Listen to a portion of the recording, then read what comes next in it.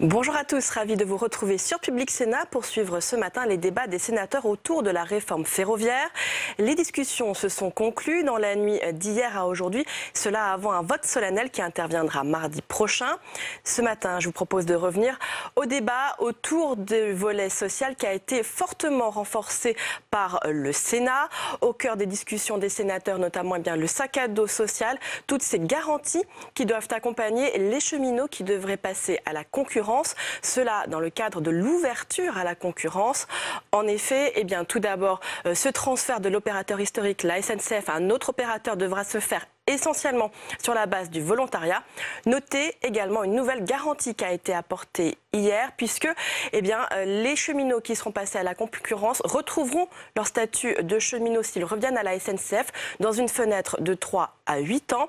Notez qu'initialement, la fenêtre prévue était seulement de 3 à 6 ans. Cet allongement de la durée était là une demande des syndicats réformistes que sont la CFDT et l'UNSA. Et c'est là un signal fort à l'égard de ces syndicats. Tout de suite donc, retour aux discussions d'hier au Sénat.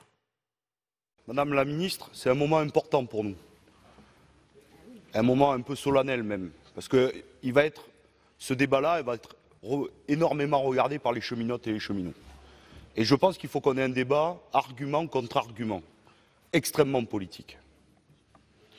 Nous abordons par cet article le sac à dos social qui est censé permettre aux cheminots de continuer à bénéficier de leurs droits, même en cas de changement d'opérateur, si la SNCF perd les appels d'offres des lignes ouvertes à la concurrence.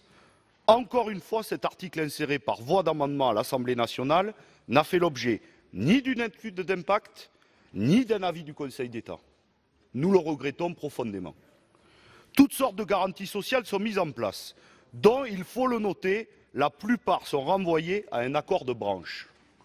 Cependant, il reste, et malgré les apports des amendements du rapporteur qui a tenté la voie de l'apaisement, deux éléments qui nous semblent particulièrement contestables.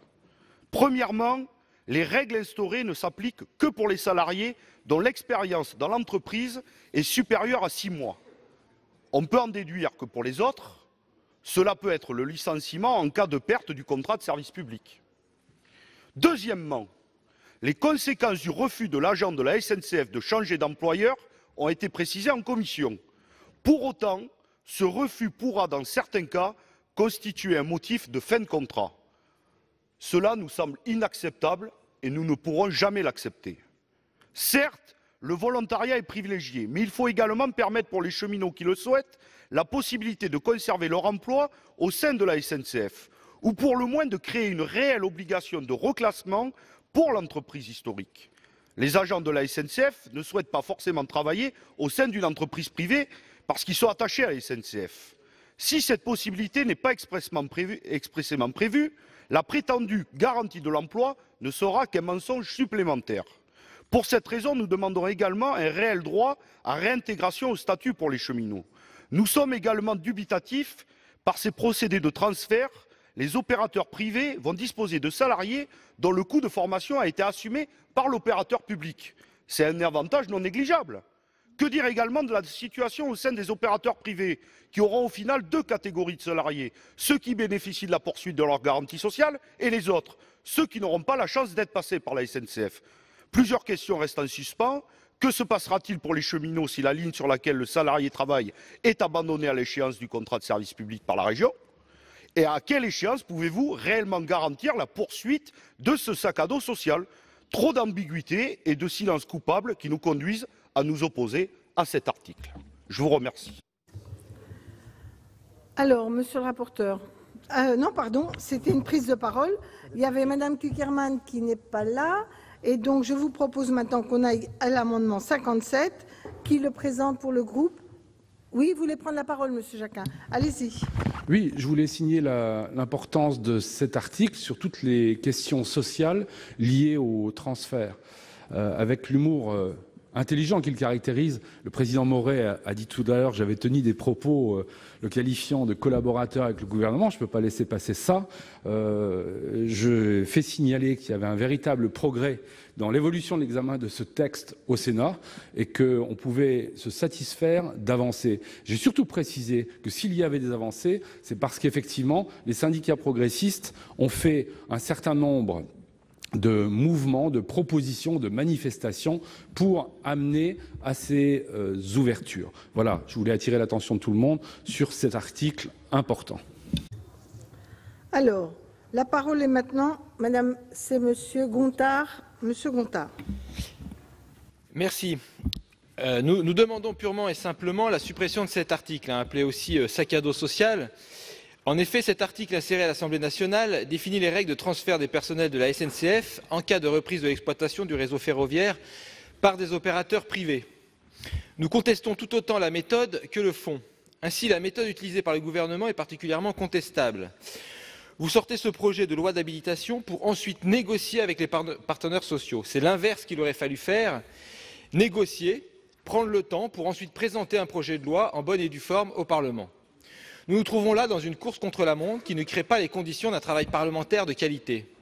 D'ailleurs, on voit bien que tout n'est pas ficelé, puisque les négociations ont encore lieu, comme en témoigne le nombre d'amendements proposés par le rapporteur en commission, amendements qui vont dans un sens plus favorable que les dispositions initiales. Pour le moins certains points, nous semblent particulièrement inacceptables. Si le projet de loi fonde les transferts sur le volontariat, la problématique du refus du salarié reste posée. Nous considérons pour notre part que le refus est un droit du salarié et que son expression ne doit pas avoir d'incidence sur la poursuite du contrat de travail. Trop d'incertitudes demeurent encore sur les conditions de reprise sur les garanties sociales. Enfin, quelle aubaine, disons-le, pour les entreprises privées d'embaucher un personnel qualifié et compétent, Fabien Gay en a parlé, sans avoir à en supporter le coût de formation. Encore un cadeau qui est fait aux nouveaux entrants. Ils récupèrent le matériel roulant, les ateliers, la maintenance et le personnel. C'est quand même incroyable, c'est une belle opération. Nous attendons que toutes les garanties soient données aux cheminots et dans l'attente d'un dialogue social fructueux et en prenant acte que dans leur grande majorité, les cheminots sont opposés à la présente réforme, nous demandons bien sûr la suppression de cet article. Alors, j'ai cru comprendre que... Alors, d'abord l'avis de la Commission, puis après M. Daudigny a demandé la parole, et du gouvernement, bien sûr. Je suis d'accord avec vous, Monsieur Gay, c'est un article qui est extrêmement important. Et effectivement, je suis aussi d'accord avec vous que, à la suite du débat à l'Assemblée nationale, il n'y avait pas eu beaucoup de traitement social de cette loi. Et d'ailleurs, c'est ce qui m'a peut-être le plus occupé, puisque j'ai considéré que le Sénat devait à la fois être un marqueur d'aménagement du territoire, mais aussi un marqueur social, parce que, effectivement, ce sujet n'avait pas été suffisamment traité, je pense, à l'Assemblée nationale. Et donc, j'ai consulté tous les syndicats. Pratiquement tous sont venus, sauf un qui a décliné le matin pour une audition l'après-midi. Et donc, j'ai considéré que ce syndicat ne souhaitait pas voir le rapporteur, et donc je ne l'ai plus revu. Par contre, il y en a certains syndicats m'ont dit qu'ils étaient absolument contre cette loi, que voilà, on constatait qu'il y avait des divergences entre nous, puisque ils étaient contre l'ouverture à la concurrence, ils étaient contre la fin du statut de cheminot, ils étaient contre le passage de l'EPIC en SA. Donc, et moi, je leur disais, je suis pour. Donc voilà, et ils ne voulaient pas amender le texte, ils étaient dans une position de refus. J'ai considéré que j'ai rien à dire sur la position de refus, c'est légitime, ils pensaient cela, et donc à partir de là, voilà, c'était plus la peine de s'auditionner. Et puis deux syndicats m'ont dit, nous ne sommes pas forcément d'accord.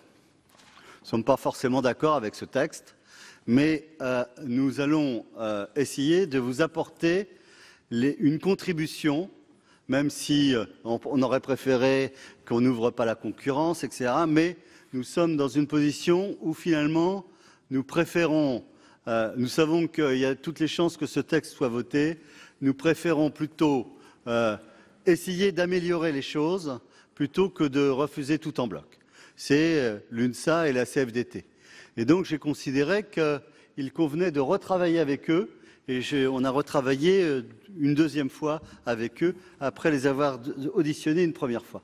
Donc j'ai été très attentif. J'ai bien sûr eu, et je voudrais le souligner d'ailleurs, une attention toute particulière du président du Sénat, qui m'a beaucoup aidé dans cet article, parce qu'il a aussi, certainement comme moi, une préoccupation peut-être de gaullisme social qui est revenu à la surface. Et donc, effectivement, je crois que le Sénat franchement, a été novateur dans l'apport que l'on pouvait apporter dans ce contexte social. Alors peut-être que tout n'est pas parfait. Peut-être que certains voudraient encore plus. Je le comprends, ça fait partie aussi des négociations. Mais je pense avoir trouvé, en tant que rapporteur, un équilibre qui me paraît satisfaisant. Il ne sera jamais satisfaisant pour ceux qui ne veulent pas. Mais pour ceux qui s'ouvrent à ce texte, parce qu'il va être voté, je pense avoir trouvé un équilibre satisfaisant. Voilà ce que je voulais vous dire en préambule. Maintenant, concernant le commentaire sur cet article.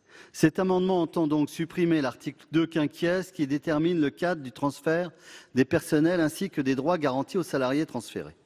Et donc, justement, je vais vous faire quelques remarques sur ce sujet. Le transfert de personnel, lorsqu'une entreprise succède à une autre entreprise, est un principe appliqué dans de nombreux secteurs d'activité, par exemple celui des transports urbains. Cette obligation de reprise des salariés par le nouvel employeur est avant tout conçue pour protéger les salariés et empêcher que leur emploi ne disparaisse en même temps que la perte du marché pour l'entreprise sortante.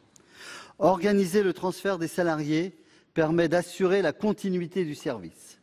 Il s'agit en l'espèce de garantir la continuité du service de transport ferroviaire et permettre aux nouveaux entrants de bénéficier, vous l'avez dit, mais je le redis, de bénéficier de personnel déjà formé et compétent pour exploiter les lignes concernées. Troisièmement, le cadre du transfert qui est prévu par le projet de loi est protecteur. Nous avons, en commission, renforcé les droits des salariés de SNCF Mobilité qui seront transférés.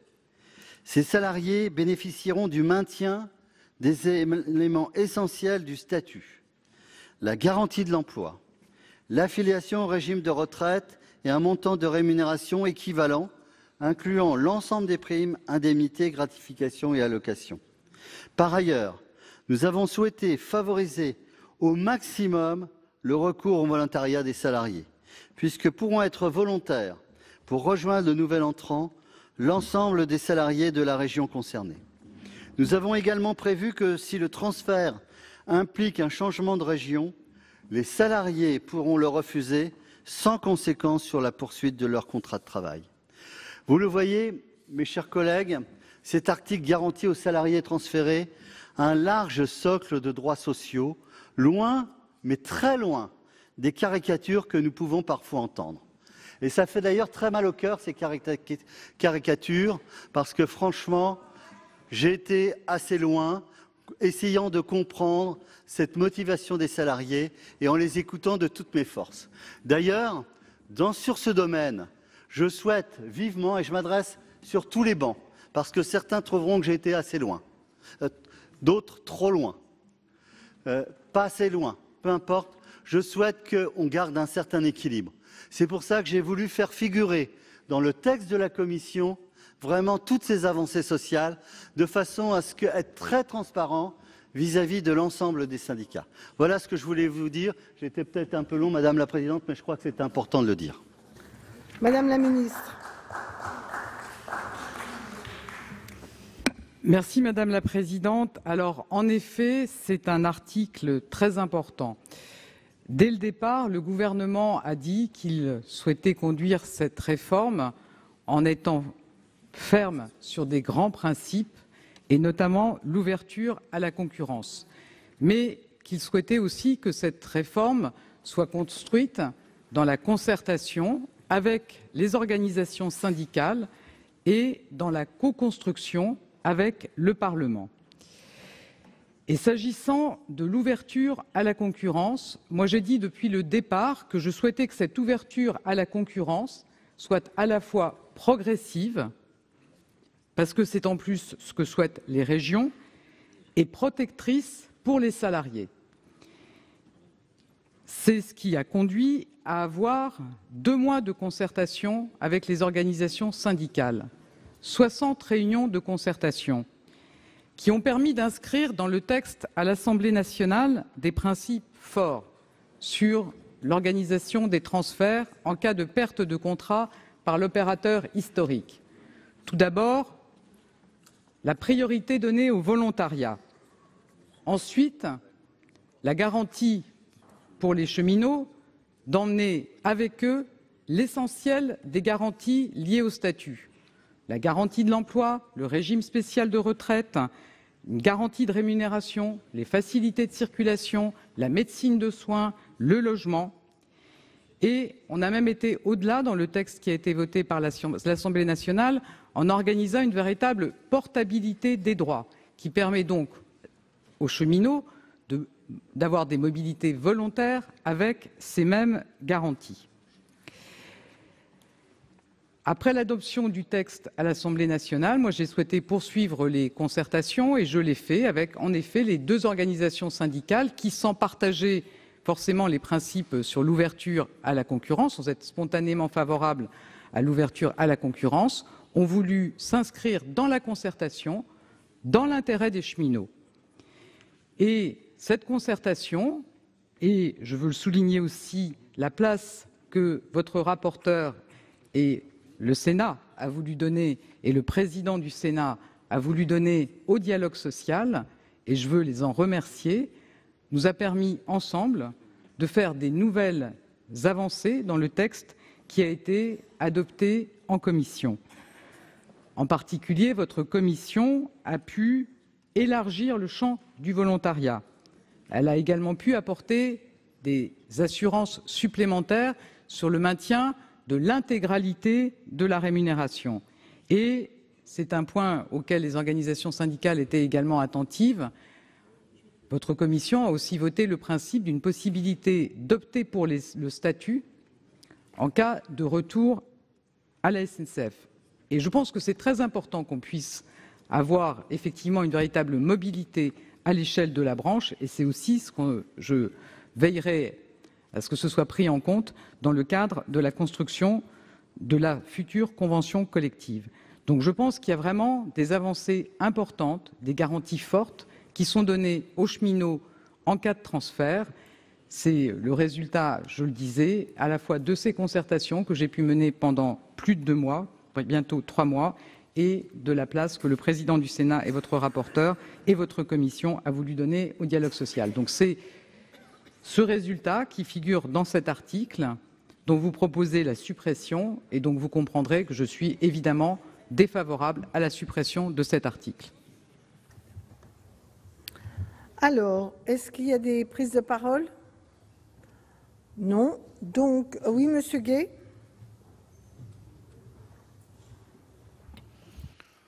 Merci, monsieur le rapporteur. Merci, madame la ministre. Je crois que c'est bien qu'on échange longuement et qu'on vous a apporté un certain nombre d'éléments qu'on connaît, hein, puisque, comme vous, on suit l'actualité, mais il y a des questions qui restent en suspens. Et qu'un certain nombre de cheminotes et de cheminots, dans leur unité, se posent. Et pour le coup, permettez-moi de les reposer, puisque c'est sur ça qu'on attend des réponses.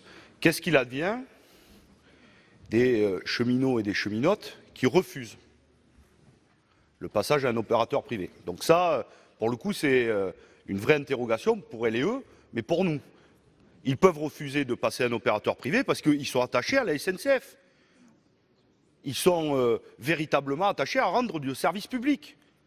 On en rencontre beaucoup des cheminots et des cheminotes, syndiqués ou non d'ailleurs, mais ils sont attachés au service public. Ils sont attachés à cette belle entreprise qu'est la SNCF. Donc ils peuvent refuser de passer à un opérateur privé. La deuxième question qu'on vous a posée, sur laquelle on n'a pas encore de réponse, mais je sais que dans le débat on va évoluer, c'est un cheminot et une cheminote qui passe à l'opérateur privé. Cette entreprise a une DSP sur 5 ou 10 ans, la perd, Qu'est-ce qu'il advient de ces cheminots et ces cheminotes?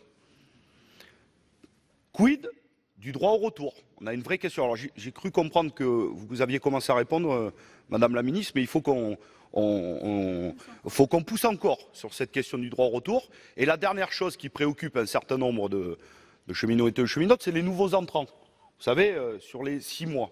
Parce que c'est une entreprise qui recrute et pour le coup, là, il subsiste un doute, voilà, qu'on n'a pas levé. Donc, peut-être pas maintenant, mais je pense qu'au fil des discussions, il faut qu'on puisse avancer sur toutes ces questions. Voilà, je vous remercie. Monsieur Daudigny, vous aviez demandé la parole? Non, pardon, excusez-moi. Donc, je vais soumettre aux voix l'amendement 5. Ah, pardon, monsieur le rapporteur, vous voulez répondre? Oui. Dans mon exposé, excusez-moi, hein, j'ai oublié une précision importante. Il est clair que, bien sûr, je suis le rapporteur du texte, mais j'avais le souci aussi que ce texte au Sénat puisse être validé. Vous savez qu'il y a une commission mixte paritaire et j'avais le souci qu'il puisse être validé par nos collègues de l'Assemblée nationale, c'est normal. Et donc, je crois, et je voudrais remercier d'ailleurs Madame la Ministre, parce que je crois qu'on a fait un exemple de co-construction. Il est clair que tout ce qui est mis dans le texte de la Commission a été aussi globalement en co-construction validé par le gouvernement et par Madame la Ministre. Et je le dis d'autant mieux que ça n'a pas toujours été le cas. Les rapports entre certains ministres et le Sénat sur notamment des propositions de loi qui ont été évacuées, balayées d'un revers de main en disant « circulez, il n'y a plus rien à voir ». Pour l'instant, en tout cas, j'espère que ça va continuer, mais je n'ai pas de doute. En tout cas, je voudrais dire que Madame la Ministre a été très attentive, vraiment très attentive au travail du Sénat. Et je voudrais vraiment la remercier. Et j'espère que cette attitude très constructive, pour prendre un jeu à la mode, un mot à la mode, eh bien, fera tache d'huile pour ses autres collègues, parce que nous avons dans la Constitution besoin du Sénat. Le Sénat a toujours eu une hauteur de vue et quand c'est l'intérêt de la France et l'intérêt des Français, il est capable de travailler quels que soient les clivages politiques. Monsieur Lamini, explication de vote.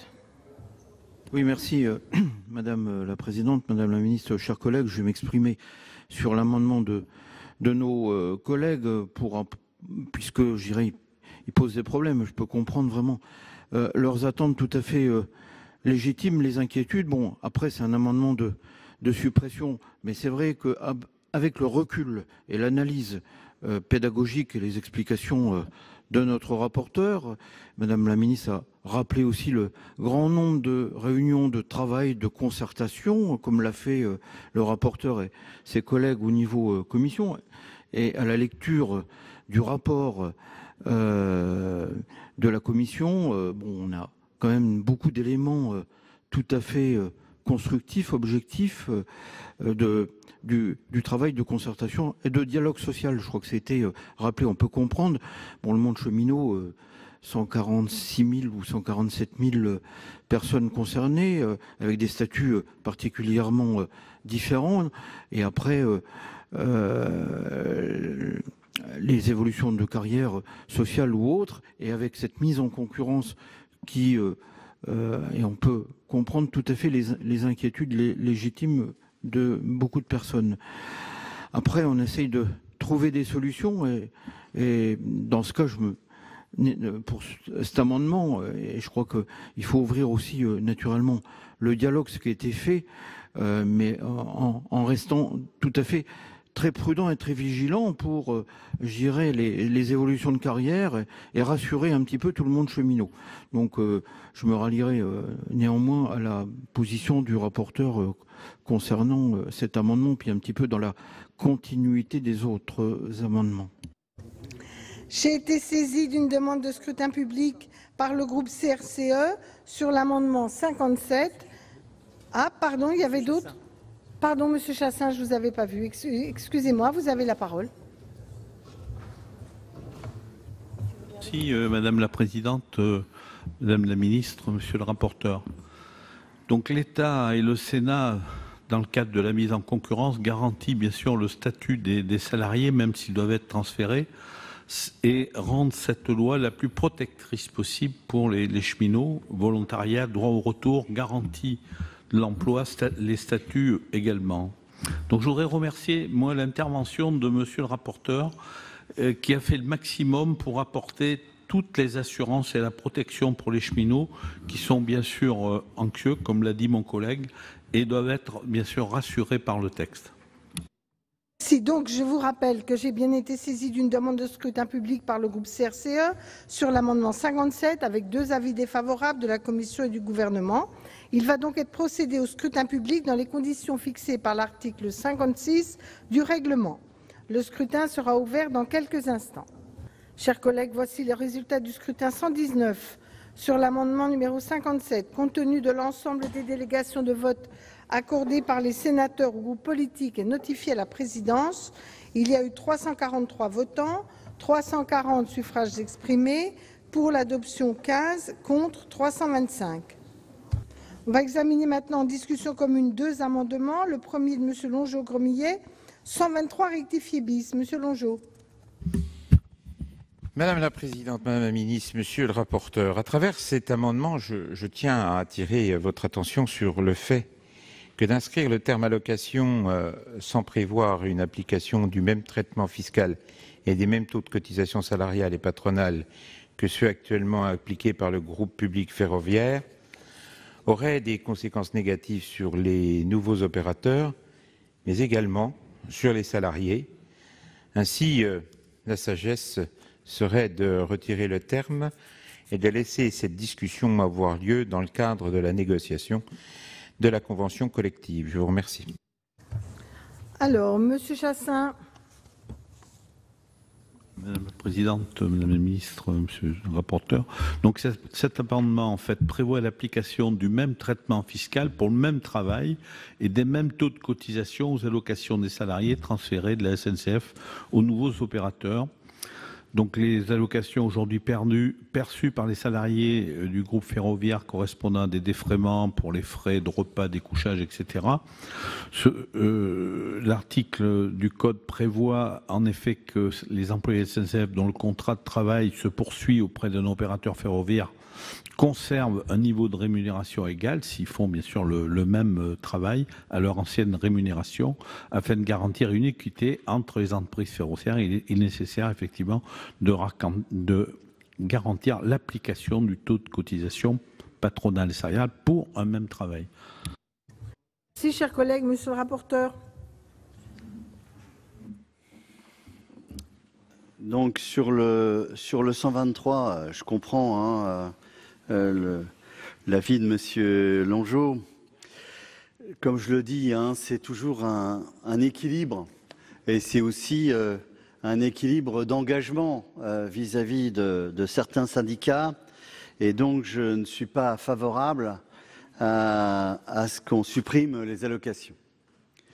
Il y a aussi des discussions et parfois la crête est fragile. En ce qui concerne, et donc je préférerais que M. Longeau retire son amendement.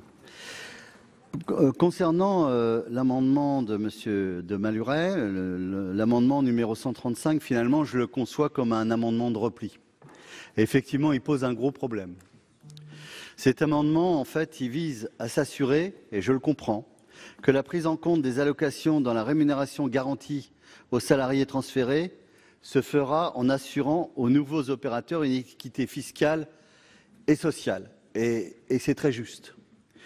Je rappelle que le texte prévoit de garantir aux salariés transférés un montant de rémunération, mais qui n'oblige pas les nouveaux entrants à verser eux-mêmes de telles allocations aux salariés transférés. Par ailleurs, il est vrai que les taux de cotisation patronale et salariés appliqués à la rémunération des salariés de la SNCF sont différents, et c'est ça le problème, sont différents de ceux des opérateurs privés, ce qui ferait que ça ferait presque une concurrence déloyale. Cela tient notamment au fait que, compte tenu de la garantie de l'emploi dont bénéficient les salariés sous statut, la SNCF dispose de son propre régime d'assurance chômage moins coûteux. Toutefois, le problème qui se pose à nous, adapter les montants de taux de cotisation salariés et patronales est du ressort, à mon sens, du projet de loi de financement de la sécurité sociale, le PLFSS. Et moi, en tant que rapporteur de ce texte, c'est pas de ma compétence, si vous voulez. Or, le transfert dont on parle, ça se fera, on a le temps d'examiner 2 PLFSS, je crois. Hein. Et donc, effectivement, la teneur de cet amendement, il est complètement juste parce qu'effectivement, le souci, c'est de ne pas avoir de concurrence déloyale entre des avantages par SNCF Mobilité qui auraient moins de charges que des nouveaux entrants. Je le comprends très très bien. Mais à mon niveau, en tant que rapporteur de cette commission aménagement du territoire, développement durable, je ne me sens pas la capacité de voir des problèmes qui me dépassent et qui sont de l'ordre du PLFSS. Et comme on a un peu de temps pour l'examiner en PLFSS, je préférerais que ça soit examiné en PLFSS. Mais par contre, vraiment, cet amendement est très sérieux. Je pense qu'il faut que vous soyez attentifs pour le remettre au PLFSS. Et dans cette attente, je préférerais que vous le retiriez. Madame la ministre. Merci Madame la Présidente. Donc, s'agissant de l'amendement 123, il s'agirait d'écarter la prise en compte des allocations dans la rémunération garantie en cas de transfert. Moi, je voudrais souligner que l'introduction justement des allocations dans les éléments garantis en cas de transfert, cette introduction est issue des concertations avec 2 organisations syndicales et elle vise à permettre aux agents concernés par les transferts de conserver l'intégralité de leur rémunération, ce qui correspond au principe de droit commun en cas de transfert. Et elle ne devrait pas conduire à faire peser des charges excessives sur les nouveaux opérateurs, puisqu'il s'agit simplement d'assurer le maintien intégral de la rémunération. Et je pense que ce maintien intégral de la rémunération est une condition sine qua non d'acceptabilité des transferts. Et cette acceptabilité est indispensable pour favoriser au maximum le volontariat, ce qui est bien l'objectif du gouvernement. Donc moi, je vous propose de retirer votre amendement ou, à défaut, avis défavorable. S'agissant de l'amendement 135, donc, qui vise à assurer le maintien du régime social et fiscal des allocations, je comprends le souci de veiller à un traitement équitable des entreprises de la branche ferroviaire. C'est précisément un des rôles que pourra avoir l'Observatoire du dialogue dans la branche, d'alerter le gouvernement s'il pouvait y avoir des sujets fiscaux ou sociaux à traiter. Et dans ce cas-là, il devrait vocation à être traité dans le cadre du PLF ou du PLFSS. Donc je vous propose là encore de retirer cet amendement ou, à défaut, avis défavorable. Chers collègues, vous maintenez ? Non, je vais retirer, donc je ne manquerai pas d'en reparler. Nous ne manquerons pas d'en reparler à Monsieur le rapporteur pour le PLFSS. Monsieur Longeau. Oui, merci Madame la Présidente. Alors effectivement, je vais le retirer, mais parce que j'ai bien entendu à la fois ce que dit le rapporteur et ce que dit Madame la Ministre, et sur effectivement dans le cadre des négociations que vous avez eues, c'était important, mais il me semble quand même que c'était intéressant de déposer cet amendement pour quand même avoir un appel et puis attirer l'attention sur effectivement les difficultés qu'il y aurait pour un nouvel opérateur. Merci. Donc retrait. Je vous propose donc qu'on examine maintenant 3 amendements en discussion commune. Le 220, Monsieur Jacquin. Merci Présidente. Je suis satisfait du dialogue qu'il vient d'y avoir sur l'amendement 123 et les propos tant du rapporteur que de la ministre, je les trouve réglo par rapport au climat social et aux discussions qu'il y a eu. Monsieur Longeau, effectivement, je pense que votre amendement aurait crispé les choses à un moment où ça n'est vraiment pas l'objectif. Et nos différentes propositions dans cet article important 2 quinquies sur les transferts visent à établir un climat favorable au moment des transferts, propice à un dialogue social qui ne tire pas les conditions vers le bas. Il faut donc garantir un minimum les salariés pour que les discussions soient favorables. Je rappelle qu'on n'est pas dans un secteur ni délocalisable, ni sujet à la mondialisation, et donc qu'il ne faut pas voir les choses comme ça a pu être fait dans d'autres domaines du transport, avec une logique de dumping. Alors, je vais montrer aussi un signe de tempérance autour de l'amendement 220, qui a dû être écrit dans une phase pessimiste dans les chances que nous avions de proposer des avancées. Il s'agit de la possibilité de réintégration dans l'entreprise d'origine. Je vous lis quelques lignes. Notre amendement propose que les salariés dont le contrat de travail était régi par le statut avant d'avoir été employés par une ou plusieurs entreprises relevant de la branche ferroviaire peuvent opter pour l'application du dit statut en cas de réintégration dans les effectifs de l'une des sociétés du groupe ferroviaire public. Vous allez me laisser aller à la fin de ma rédaction que je vais proposer. Je suggérerais qu'on la fasse évoluer parce qu'elle est un peu excessive. Il s'agit d'ouvrir l'option de réintégration au statut pour les salariés qui en sont issus. La possibilité de réintégrer ce statut en cas de réembauche à la SNCF ne doit pas être limitée dans le temps ni restreinte au seul cas des transferts. Monsieur le rapporteur, je suis ouvert à vos commentaires ainsi qu'à Madame la Ministre sur l'idée, comme dans le texte, d'un élargissement peut-être de cette période. Attendez, monsieur Jacquin, vous devez me proposer une rédaction de votre modification. Alors, vous pouvez demander une suspension de séance. Non, je manque peut-être d'expérience. Je le pose comme il est là, et je vais écouter dans ce cas monsieur le rapporteur. D'accord. Monsieur le rapporteur. Ah oui, pardon, excusez-moi. Le 264. C'est monsieur Cornu. Pardon, c'est rédactionnel. Madame Assassi, 45. Monsieur Gay.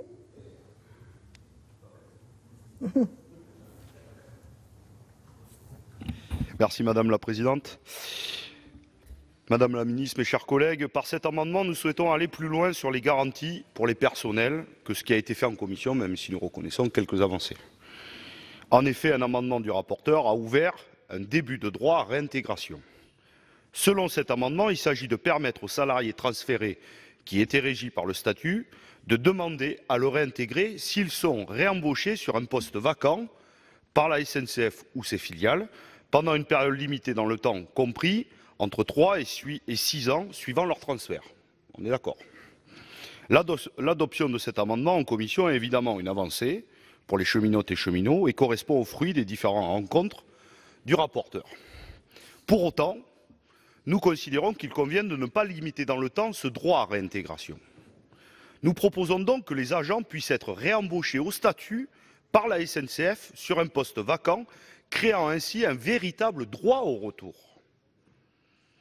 Il s'agit d'un élément important de sécurisation dans les parcours personnels et à charge des conventions collectives d'être suffisamment attractives pour ne pas donner envie aux salariés de réintégrer le statut. Ce n'est pas aux salariés de la SNCF de payer les conséquences de la libéralisation. Il convient donc de garantir pour celles et ceux qui ont d'ores et déjà été embauchés au statut un véritable droit à réintégration comme corollaire de la garantie de l'emploi. C'est tout le sens de notre amendement. Monsieur Cornu. C'est un dossier majeur. J'avoue que en étroite collaboration avec le ministère, parce que c'était important, on a essayé de trouver une mesure qui, à la fois, favorise le volontariat pour des nouveaux entrants, mais qui peut protéger, en quelque sorte, si les salariés cheminots ne se plaisent pas dans l'entreprise privée. Mais il fallait aussi des bornes.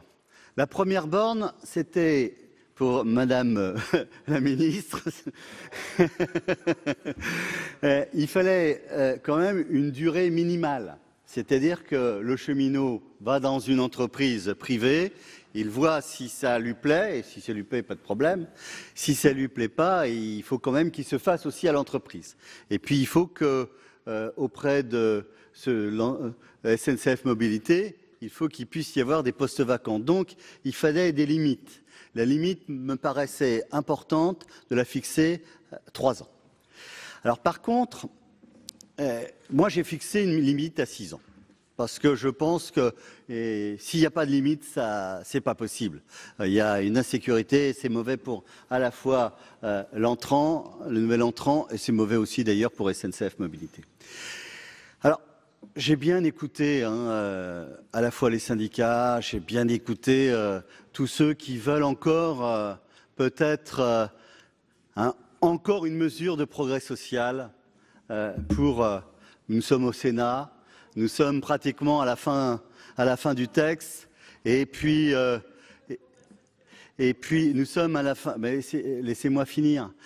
Nous sommes à la fin de ce texte. Il sera voté bientôt, et je crois qu'il faut aussi montrer un signe auprès tous ceux des cheminots et de tous ceux qui veulent finalement sortir de cette impasse.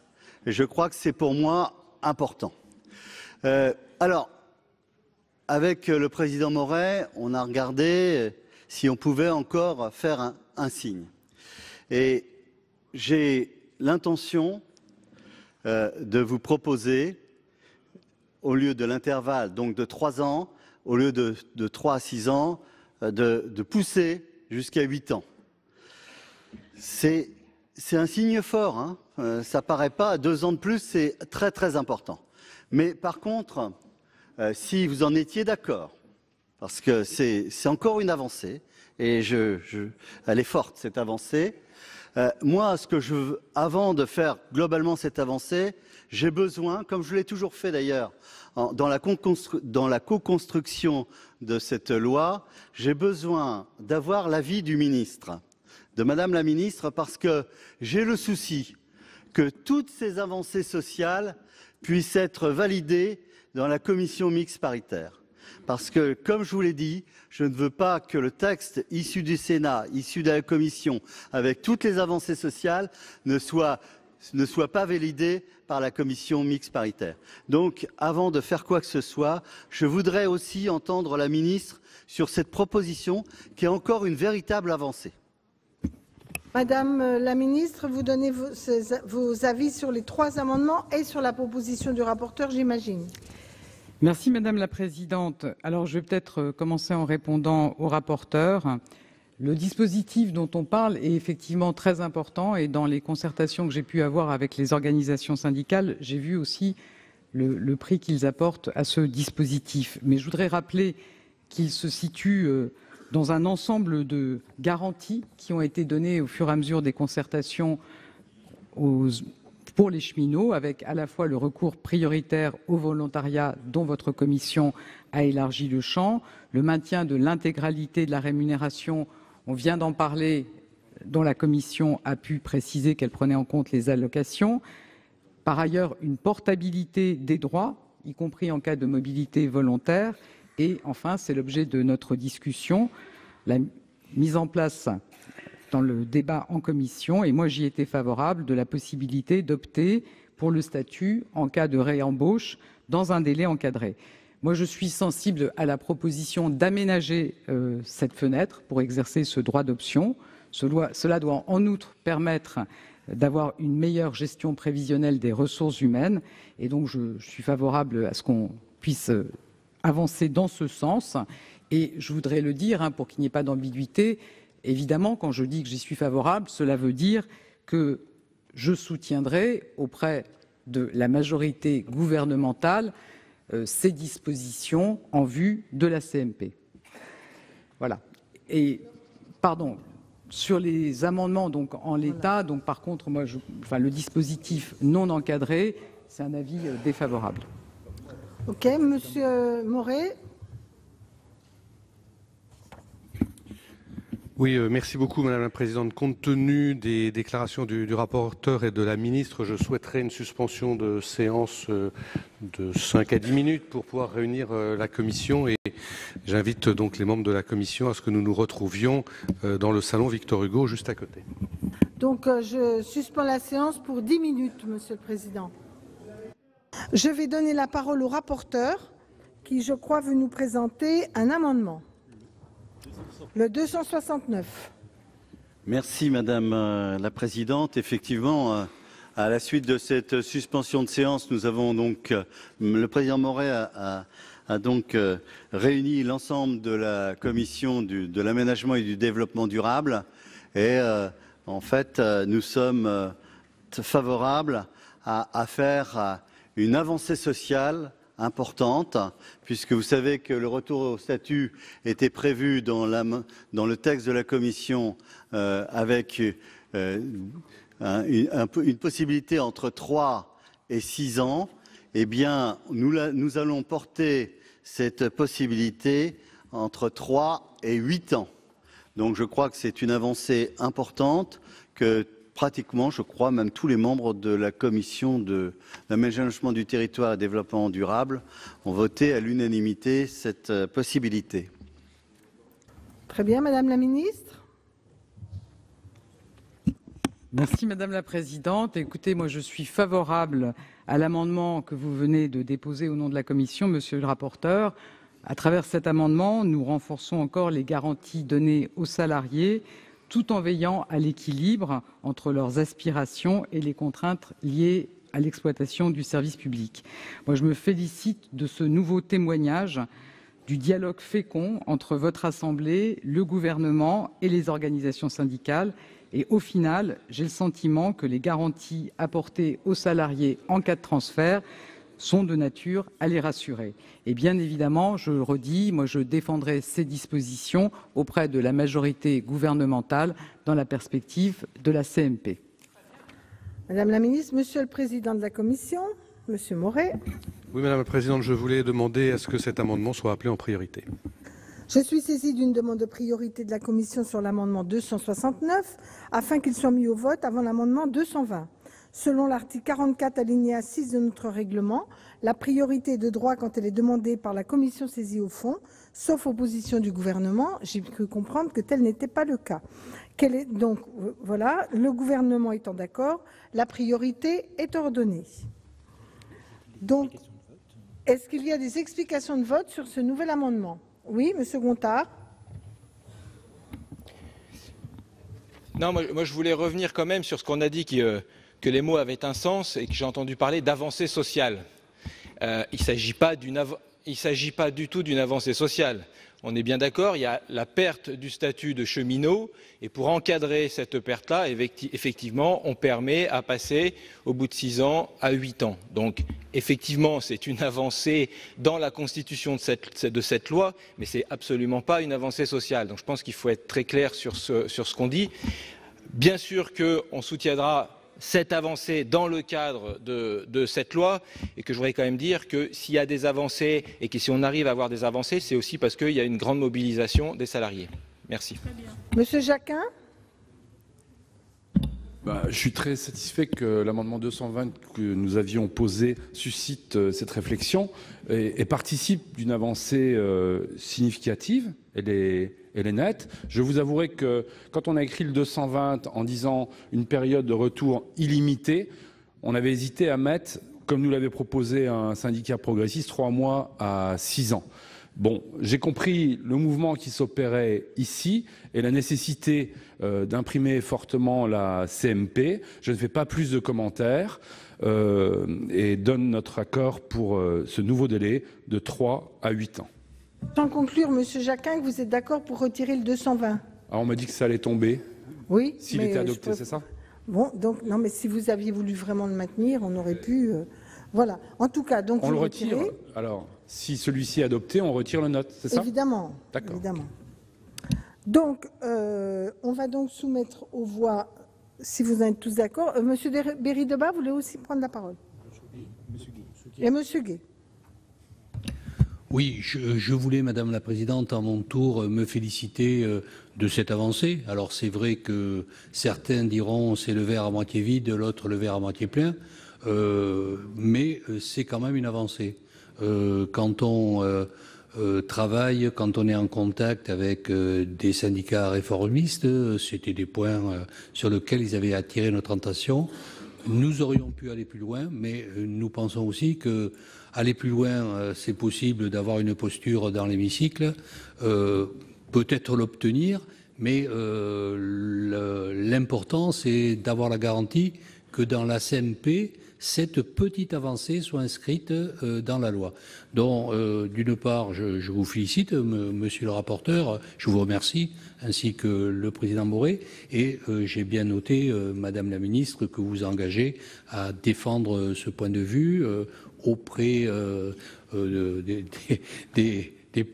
votre gouvernement, d'une part, et puis de faire en sorte que je dirais, ce soit respecté au niveau de la CMP, même si ce sont des parlementaires qui seront autour de la table. Voilà. Donc nous comptons sur vous. Et encore une fois, c'est une petite avancée, mais c'est une avancée quand même significative pour certains. Merci. Merci, cher collègue. Monsieur Gay. Merci Madame la Présidente. Monsieur le rapporteur, j'ai appris quelque chose, que c'était au Sénat qu'on mettait fin aux grèves. Tout à l'heure, vous avez dit, on nous regarde. Non, je crois qu'il faut rester sérieux. C'est aux organisations syndicales et aux cheminots et aux cheminotes, dans le cadre de leur intersyndicale, de décider des modes d'action.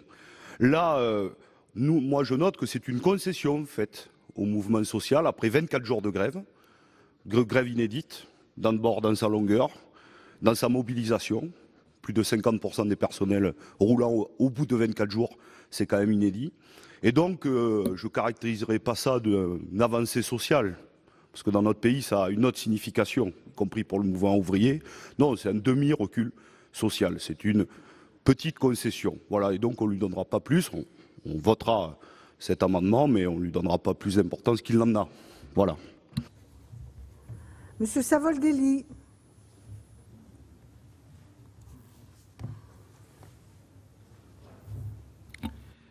Merci, Madame la Présidente. Il ne s'agit pas d'avoir un débat de sémantique, mais je souscris totalement à ce que vient de dire Fabien Gay. Je crois qu'ici, on a un respect de la mémoire de la République, mais aussi, il l'a dit, du mouvement ouvrier. L'avancée sociale, c'est la liberté syndicale.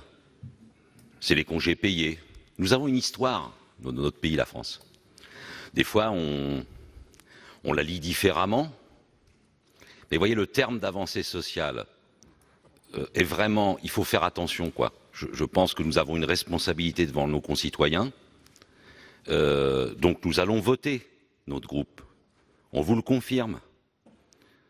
Mais nous ne pouvons pas retenir cette formulation-là, au regard du fait que nous pensions, nous, vraiment qu'il fallait associer davantage les cheminots, dans leur diversité certes syndicale, aux conditions du transfert, au projet de la réforme. Donc prenons ce pas, c'est un pas social, mais voyez, franchement, n'ayons pas une attitude, excusez-moi, ce n'est pas voulu, mais un peu politicienne, de parler d'avancée sociale quand on connaît quand même un conflit extrêmement important. Donc c'est un pas social, c'est un pas, c'est un recul. C'est un recul, oui, ce n'était pas prévu. Et tout à l'heure, quand on discutait entre nous, on a quand même parlé de certains articles, je vous épargne le numéro, où quand même la Commission a fait un travail, monsieur le rapporteur. Puisque je vous l'ai dit tout à l'heure avec un ton très apaisé, vous avez à peu près constitué 6 items d'ordonnance pour notre débat parlementaire, plus l'ordonnance provoquée par le gouvernement. Donc c'est un pas, mais ne nous demandez pas de dire que c'est une avancée sociale. Voilà, ne nous le demandez pas. Et ne l'utilisez pas, parce que franchement, il a une autre histoire et une mémoire pour l'ensemble du monde ouvrier, des fois au détriment du monde patronal, mais voilà, c'est notre belle histoire. C'est celle des congés payés, de la liberté syndicale, des conventions collectives, et je pourrais prendre d'autres exemples. Et merci de m'avoir respecté dans votre écoute. Merci, chers collègues. Monsieur Lamini, puis Monsieur Marchand. Oui, merci, Madame la Présidente, Madame la Ministre. Chers collègues, concernant cet amendement, on peut reconnaître, même si personnellement je suis toujours réservé sur différentes dispositions, et puis on se bat pour le statut, défendre le monde cheminot, et auquel on reste attaché à l'histoire de la SNCF et son évolution. Bon là, le rapporteur et ses collègues, au niveau de la Commission du développement durable et de l'aménagement du territoire, et là c'est vraiment l'aménagement du territoire, et je crois que pour concernant cet article fondamental, tous les articles sont importants. L'article 2, quinquies, ça a été rappelé comme il y a beaucoup d'amendements. Et je pense que là, on peut voir tout ce travail de fond. Et ça montre que le débat fait évoluer les choses. Et dans un sens positif, constructif. Donc là-dessus, je soutiendrai bien entendu. Et ça va vraiment dans un sens du dialogue. On parle du dialogue social à tous les niveaux, mais là aussi en particulier. Et je fais confiance aussi au niveau des collègues pour après l'évolution, comme l'a rappelé aussi bien entendu Madame la Ministre, au niveau de la commission mixte paritaire. Et le mérite, ce sont aussi les auteurs de cet amendement, je tiens à saluer. Merci, Monsieur la Ministre. Monsieur Marchand. Oui, simplement pour dire que plutôt que les mots reculade, concession, je préfère de loin les mots qui viennent d'être employés par Monsieur Lamini, les mots de dialogue, de concertation, qui ont fait que depuis quelques semaines maintenant, les uns et les autres discutent avec les organisations syndicales réformistes. Et là aussi, je pense que les mots ont leur importance, c'est que vous parliez fort justement de la mémoire et notre mémoire collective. Et finalement, avec cet amendement, et moi aussi, je voudrais saluer le sens des responsabilités du président Moret et de Gérard Cornu qui permettent cette avancée, appelons ça une avancée, et qui permettent de dire que finalement, eh bien, quand on veut aller vers l'idéal, il faut passer par le réel.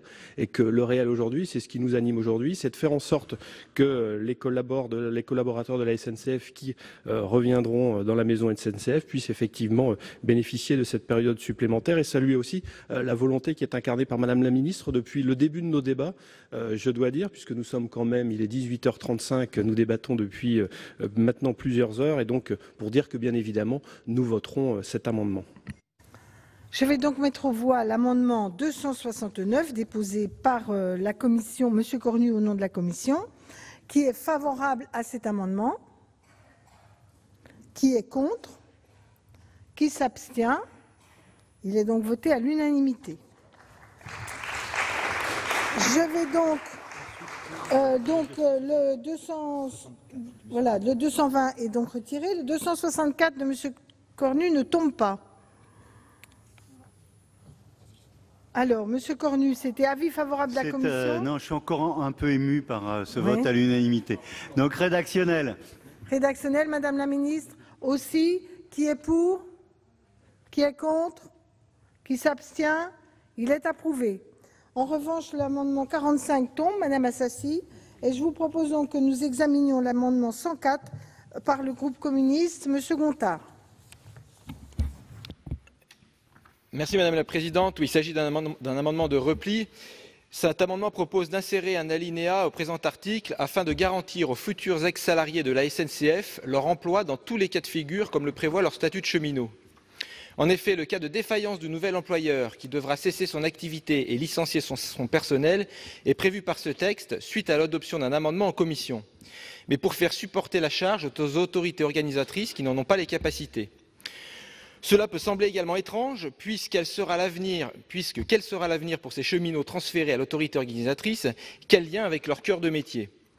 Pour que la garantie d'emploi des anciens salariés de la SNCF conférée par leur statut et que le gouvernement s'est engagé à préserver demeure une réalité, la loi doit prévoir cette éventualité et prévoir une réintégration au sein de la SNCF. Nous proposons donc un droit à être réintégré dans le groupe public ferroviaire en cas de défaillance éventuelle du cessionnaire. À l'avis de la commission. En fait, cet amendement donc prévoit qu'en cas de défaillance du nouvel employeur, les salariés transférés puissent être réintégrés au sein de SNCF Mobilité. En commission, alors j'ai bien compris qu'il ne fallait plus parler d'avancée sociale, mais de pas social. Donc nous avons fait un pas social. Nous avons souhaité garantir l'emploi des salariés transférés en cas de défaillance du nouvel opérateur. Pour cela, il paraît logique que les contrats de travail des salariés soient transmis au nouvel affectataire du contrat de service public qui viendra remplacer l'opérateur défaillant. Cela pourra peut-être être SNCF Mobilité, mais ça peut être une autre entreprise. On ne sait pas laquelle.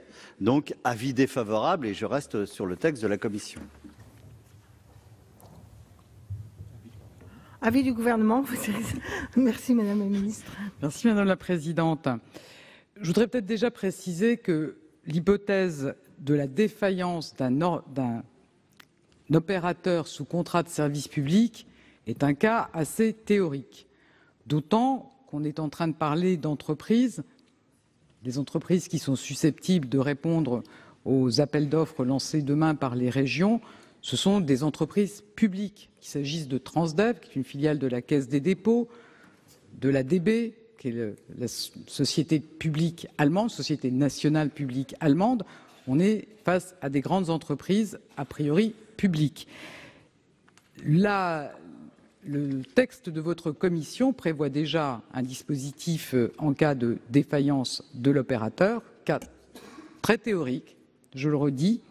Donc je pense que votre préoccupation est satisfaite, mais je voudrais en profiter pour dire que dans le cadre des concertations que j'ai menées avec les organisations syndicales, de façon plus générale, les organisations syndicales sont demandeuses d'un dispositif de sécurisation de l'emploi au sein de la branche. Et ça fait partie des thèmes qui devront être traités dans la convention collective.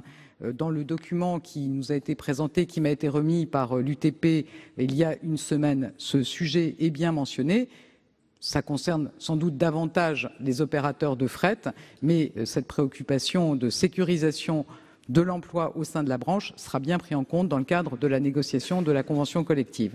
Donc je pense que votre préoccupation est satisfaite. Je vous propose le retrait et à défaut, avis défavorable. Monsieur Gontard.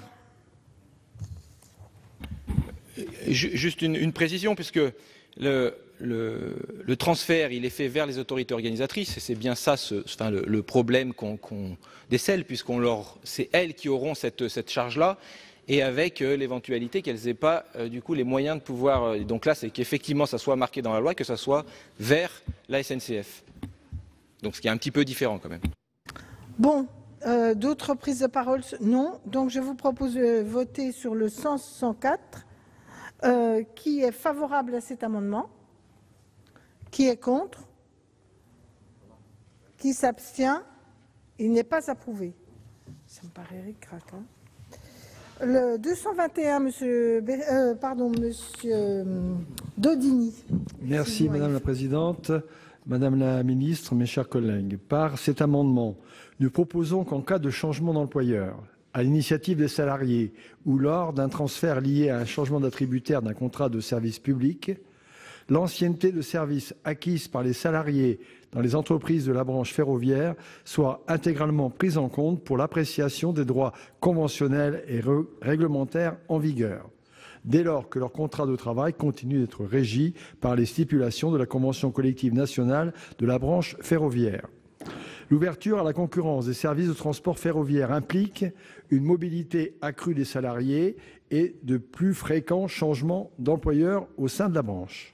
Afin de favoriser cette mobilité, il apparaît nécessaire d'assurer aux salariés la prise en compte de leur ancienneté dans la branche, garante de leur expérience et de leur savoir-faire dans les métiers du ferroviaire. Le développement de parcours professionnels sécurisés dans la branche répond aux besoins des entreprises du secteur d'une fluidité de l'emploi et facilite notamment leur capacité opérationnelle à assurer rapidement la prise en charge d'un nouveau service.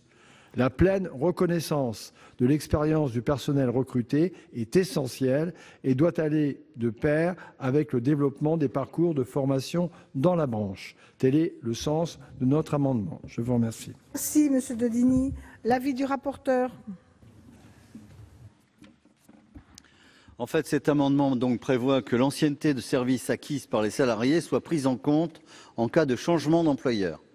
Il s'agit d'une question bien sûr importante relative aux conditions de déroulement de carrière et d'évolution professionnelle au sein de la branche ferroviaire. Cette question sera traitée, c'est normal d'ailleurs, dans le cadre des négociations de la convention collective de la branche.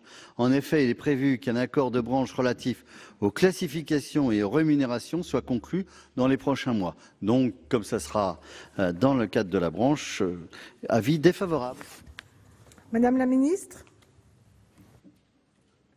Merci Madame la Présidente. Moi, je ne peux que partager votre souhait d'encourager la mobilité et de favoriser la construction de véritables parcours professionnels au sein de la branche. À ce titre, l'ancienneté fait partie intégrante de la rémunération et elle sera donc bien prise en compte tenu des dispositions qui sont d'ores et déjà prévues dans le projet de loi. Mais au-delà, il s'agit bien de prendre en tant que tel ce thème de la reconnaissance de l'ancienneté dans le cadre des négociations qui vont reprendre dans la branche.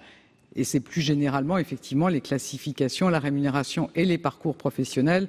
C'est dans le cadre de cette négociation de branche que le sujet pourrait être pris en compte. Donc je vous propose le retrait et à défaut, avis défavorable.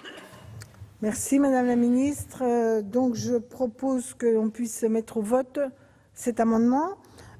Qui est favorable à l'amendement? Qui est contre? Qui s'abstient? L'amendement n'est pas approuvé. L'amendement 158, Madame Préville. Merci Madame la Présidente, Monsieur le rapporteur, Madame la Ministre. Cet amendement a pour objet de permettre à la négociation collective d'avoir davantage de temps pour aboutir, 12 mois au lieu de 6. Je vous invite, mes chers collègues, à voter cet amendement qui est en quelque sorte un amendement d'apaisement et ainsi d'envoyer un message de confiance et de respect à toutes les personnes investies dans les négociations qui planchent actuellement sur l'élaboration de la convention collective de la branche ferroviaire. Le mot de confiance est-il totalement galvaudé ou a-t-il encore un sens? La confiance a de belles vertus, elle élève, elle oblige, elle pacifie, ce dont nous avons tous besoin. Les bouleversements auxquels sont confrontés les cheminots sont très conséquents. Il s'agit de leurs conditions de travail, un travail pénible. D'ailleurs, un sondage récent donnait le fait que 3/4 des Français refuseraient de travailler dans leurs conditions. Il s'agit de ne pas brusquer, de ne pas être dans la défiance. La convention collective est un ensemble de règles plus ou moins favorables aux uns et aux autres. Il s'agit de chacun de défendre sa partie, c'est long, âpre et c'est normal. Il en va des conditions de travail des cheminots et des conditions aussi pour les entreprises. Laissons donc, il n'y a pas de raison de ne pas faire confiance aux partenaires sociaux. Voilà le message que je voulais envoyer. Par ailleurs, l'intervention de l'État en matière de convention collective devrait être de la responsabilité du Parlement et non celle du Premier ministre. Laissons là aussi la représentation nationale, laissons à la représentation nationale, cette responsabilité. Merci. Monsieur le rapporteur. Il ne me paraît pas utile d'allonger le délai de négociation prévu par le texte, donc avis défavorable. La ministre. Merci Madame la Présidente. Écoutez, justement, moi je fais confiance aux partenaires sociaux et à leur capacité de trouver un accord dans les 6 mois. Et je pense que les cheminots souhaitent être éclairés sur tous ces sujets, notamment les modalités de détermination des salariés transférables. Donc je pense que prendre davantage de temps pour apporter ces éléments attendus par les cheminots ne présente pas d'intérêt. Et donc moi je souhaite qu'on maintienne cette durée de 6 mois. Avis défavorable. Alors, double avis défavorable de la Commission et du Gouvernement. Je vais donc mettre aux voix l'amendement 158. Qui est pour? Qui est contre? Qui s'abstient? Il n'est pas approuvé. On va voter sur l'article 2 quinquies. Pardon, Monsieur le Président. Alors, explication de vote de Monsieur Moret pour le 2 quinquies. Oui, non, merci Madame la Présidente. Je voulais, avant que l'on passe au vote de cet article, souligner, mais je crois que chacun l'a perçu, l'importance du travail que l'on a fait cet après-midi, notamment au travers de cet article.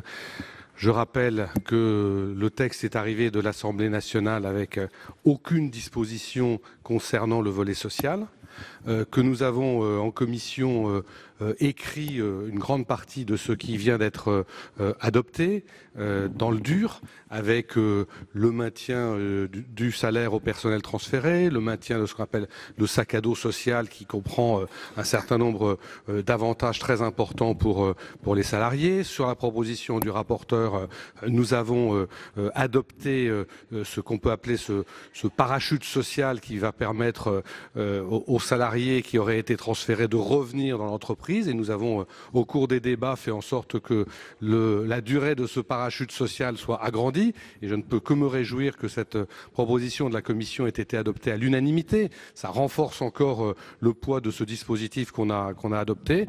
Et donc je voulais, avant de passer au vote, souligner l'importance de ce travail qui montre que l'on a, depuis le début, sur le volet social, eu à cœur d'agir de manière à la fois responsable, pragmatique et humaine. Comme l'a dit le rapporteur, c'était un souhait très fort du président du Sénat. Il a eu des contacts importants avec les syndicats. Nous en avons eu. Nous avons eu à cœur de les entendre dans la limite, évidemment, de ce qui était possible de faire. On peut toujours considérer que c'est pas assez, qu'on pouvait faire davantage, mais on a essayé de trouver quelque chose qui, sans remettre en cause l'équilibre général de la loi, à laquelle nous sommes favorables, et notamment la remise en cause du statut de cheminot pour l'avenir, on reste dans une approche qui soit humaine, et puis avec la volonté que le travail du Sénat ne soit pas totalement remis en cause lors de la CMP. Je crois qu'aujourd'hui, on en reparlera bien sûr avant la fin des travaux, mais sur ce sujet comme sur la plupart des dispositifs qu'on a adoptés, toutes les conditions sont réunies pour que l'on ait une CMP conclusive et que le travail du Sénat soit en très grande partie validé. Je vous remercie. Merci, Monsieur le Président. Monsieur Longeau.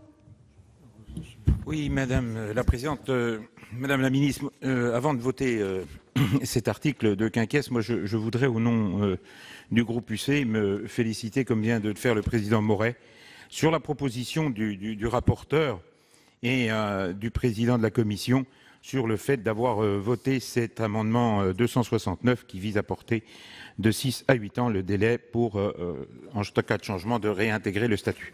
Et puis je voudrais en profiter pour répondre un petit peu aux propos de M. Jacquin par rapport à ce qu'il a dit et lui dire que, à travers mon amendement tout à l'heure, il a dit, et il a employé un mot fort quand même qui n'est pas du tout adapté, que j'allais crisper les choses. C'est pas un bon argument parce que j'ai simplement voulu, moi, sur cet amendement, attirer votre attention sur le fait que, effectivement, que mon souci était de vous faire savoir les conséquences négatives d'inscrire le terme allocation, conséquences négatives qui pourraient avoir lieu aussi bien sur les nouveaux opérateurs, mais également sur les salariés. Donc ce n'était pas quelque chose qui voulait crisper, mais c'était quelque chose qui attirait l'attention et je pense qu'on en reparlera dans les années à venir et vous verrez que j'avais peut-être pas complètement tort. Merci, chers collègues. Monsieur Daudigny, puis Monsieur Jacquin. Et non, Monsieur Savoldelli avant Monsieur Jacquin. Il avait demandé avant. Merci, Madame la Présidente, Madame la Ministre. Mes chers collègues, nous allons voter avec beaucoup de satisfaction cet article après le vote unanime de l'amendement. Je ne sais pas s'il s'agit d'une avancée sociale, tout dépend du point de repère. Est-ce que c'est une avancée sociale par rapport à la situation antérieure ou une avancée sociale par rapport au texte initial? Ce n'est pas ça qui me paraît important. Ce qui me paraît important, c'est que, à travers ce qui s'est passé cet après-midi, nous puissions les uns et les autres prendre conscience de l'importance du dialogue social. Le dialogue social, c'est l'écoute réciproque, le respect mutuel, l'attention portée au corps intermédiaire, donc dans le domaine social, c'est-à-dire aux organisations syndicales, et que nous ayons conscience que seul un dialogue social permet de construire des compromis. Et en fait, seul un dialogue social bien établi, respectueux, je le dis, des uns et des autres, permet de construire à la fois la modernité et en même temps le progrès individuel et le progrès social. Je vous remercie. Merci, chers collègues. Monsieur Savoldelli.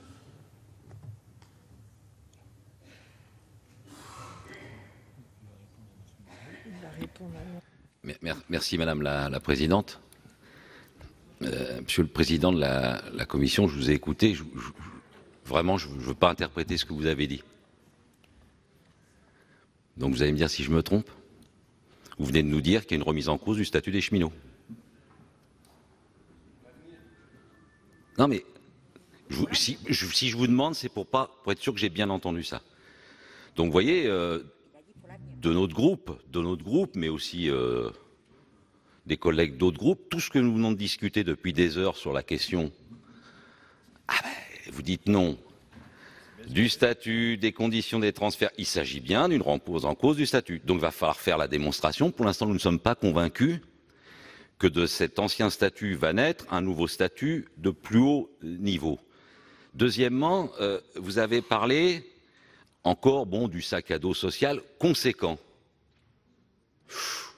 Il faut voir quel est le comparatif choisi. Et après, vous utilisez une autre expression, et là, je me suis demandé, je ne l'avais pas entendue celle-là, c'est le parachute social des cheminots. Moi, à la dernière formulation que j'ai entendue ici, dans cette Assemblée, dans la presse, chez nos concitoyens, de droite comme de gauche, ça s'appelle les parachutes dorés. Je n'ai pas entendu d'autre expression. Donc, j'avoue, voilà, et j'aime mieux le partager publiquement avec vous, plutôt que de l'interpréter ou manipuler vos propos.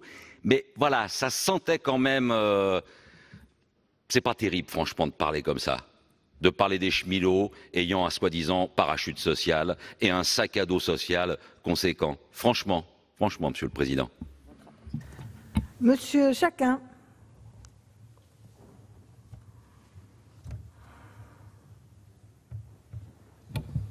Merci, Présidente. Tout d'abord, je voudrais dire à Jean-François Longeot que si je l'ai crispé avec l'utilisation du mot crispé, je retire ce mot crispé parce que j'ai pu comprendre, parce que nous avons déjà travaillé ensemble, c'est pas du tout ton esprit, et que tu es quelqu'un de progrès qui cherche à faire des avancées. Je vous avouerai qu'à la fin de cet article important du 2 quinquies, et dans ce moment de fraternité sénatoriale, me semble-t-il, nous ne sommes pas pleinement satisfaits puisque notre proposition phare, c'était la fin du recrutement au statut conditionné par la négociation d'une convention collective ferroviaire nationale. Il me semble que c'était une bonne idée, dont acte. Sur cet article 2 quinquies, si je fais un rapport arithmétique, nous avions proposé 6 amendements qui visaient à proposer d'éviter le dumping social par un certain nombre de dispositifs qui permettaient de mettre le nouvel opérateur en situation d'attirer les nouveaux embauchés venant de l'entreprise historique. Donc nous avons emporté 1 sur 6, pas n'importe lequel, puisque notre amendement 220 a permis cette discussion et d'avancer vers cette fraternité sénatoriale. Je tiens à saluer les avancées que nous avons pu obtenir ici et valide toutes les précisions sémantiques qui ont été faites par nos collègues du groupe CRCE et particulièrement la synthèse qu'en a faite Yves Daudigny en parlant, je pense, brillamment des vertus du dialogue social. Car s'il y a un enseignement à cette heure, ce n'est pas nos petites victoires sénatoriales qui sont belles, certes, mais c'est que ce débat ferroviaire qui était parti dans de mauvaises conditions a pu progresser parce que les salariés, parce que les employeurs du ferroviaire ont dialogué, nous ont permis ensemble de progresser. Donc, faisant le constat que nous sommes partis il y a quelques mois d'un texte basé sur des ordonnances et que nous avons obtenu des avancées substantielles, nous voterons cet article 2 quinquies. Alors, Madame Assassi, je crois, vous avez demandé la parole. Oui, très rapidement, Madame la Présidente, pour dire que pour notre part, nous ne voterons pas cet article. Alors bien évidemment, Monsieur le rapporteur, on a dit et redit notre satisfaction d'avoir vécu, je vais le dire comme ça, une évolution en commission sur ce texte, mais il nous semble quand même, parce que nous avons rencontré l'unité syndicale, parce que nous sommes aussi en lien avec eux, que ce qui a trait à la garantie de l'emploi n'est pas suffisant dans cet article que nous sommes, qui va faire l'objet d'un vote dans les prochaines minutes. Et puis, je voudrais dire que sur l'amendement qui a été le 269, beaucoup de choses ont été dites par Fabien et puis par Pascal, Fabien Gay et Pascal Savoldelli, mais je crois qu'il faut respecter cette unité syndicale qui existe quand même depuis plusieurs semaines et ne pas essayer même au travers d'un amendement déposé en pleine séance, d'essayer de nous faire croire que nous serions en pleine révolution, puisque cet amendement changerait, apporterait beaucoup de meilleurs aux cheminots. Ce n'est pas une révolution, cet amendement. C'est une avancée dont nous prenons acte, mais ça ne modifie pas sur le fond ce que contient votre texte et les limites qu'il comporte. Je rappelle quand même qu'on a déposé un certain nombre d'amendements de propositions, et force est de constater, et qui ne sont pas des propositions qui relèvent de l'utopie, des propositions qui sont en prise avec le réel vécu par les cheminots, et qu'aucun de nos amendements n'a eu le loisir de vous convenir. Donc nous ne sommes pas dupes, nous notons des avancées, nous reconnaissons le travail de la Commission, mais tout ceci ne nous amène pas à adopter cet article. Monsieur Gay, puis Madame la Ministre. Oui, Monsieur Gay. Vous avez... Ah pardon, excusez-moi, ou peut-être j'ai mal parlé. Non, excusez-moi, c'est moi qui n'ai pas entendu. Non, pour conclure sur l'épisode des négociations tripartites, parce qu'on a eu déjà 2 échanges, on a une petite différence. Je crois que l'État doit jouer un rôle. Elle doit jouer un rôle primordial, notamment sur la question du dumping social, qui est une vraie question. Et vous le savez, Madame la Ministre, ce n'est pas la même chose que d'être à la table de négociation pour ouvrir les discussions et permettre que les organisations syndicales se rencontrent, et de jouer un rôle majeur dans ces négociations. Donc, je vous le redis avec force, voilà. Si on veut éviter, par exemple, le dumping social, il faudra que vous soyez extrêmement mobilisés, mais plus que cela, que vous jouez un rôle. Parce que ce n'est pas anodin, nous le redisons, pour l'ensemble des cheminotes et des cheminots. Et voilà, je ne ferai pas plus long. Madame la Ministre, merci chers collègues. Madame la Ministre. Merci Madame la Présidente. Moi, je veux vous rassurer, Monsieur le Sénateur, je suis très mobilisée pour lutter contre le dumping social de façon générale dans le secteur des transports. Vous savez qu'il y a un paquet mobilité, par exemple, qui concerne le transport routier, 700 000 salariés en France. Eh bien, écoutez, nous avons obtenu que ce paquet routier, qui n'avait pas avancé dans le bon sens sous la présidence bulgare, ne soit pas présenté au prochain Conseil des ministres Transports. Donc je peux vous assurer que je suis très mobilisée pour lutter contre le dumping social dans le secteur des transports. Moi, je me félicite de cette co-construction sociale dans le prolongement des travaux à l'Assemblée nationale. Dès le départ, moi j'avais dit que cette ouverture à la concurrence, je souhaitais qu'elle soit protectrice pour les cheminots. À partir des 2 mois de concertation que j'avais engagés début mars avec les organisations syndicales, nous avions pu poser des garanties importantes dans le texte voté à l'Assemblée nationale, la priorité donnée au volontariat, des garanties de haut niveau en cas de transfert, la garantie de l'emploi, le régime de retraite, la rémunération. Nous avions également introduit la portabilité des droits en cas de mobilité choisie au sein de la branche. Le gouvernement a souhaité poursuivre les concertations. 2 organisations syndicales qui ne partagent pas forcément les principes de la réforme ont accepté de s'inscrire dans cette logique de dialogue dans l'intérêt des cheminots. Et moi, je m'en félicite.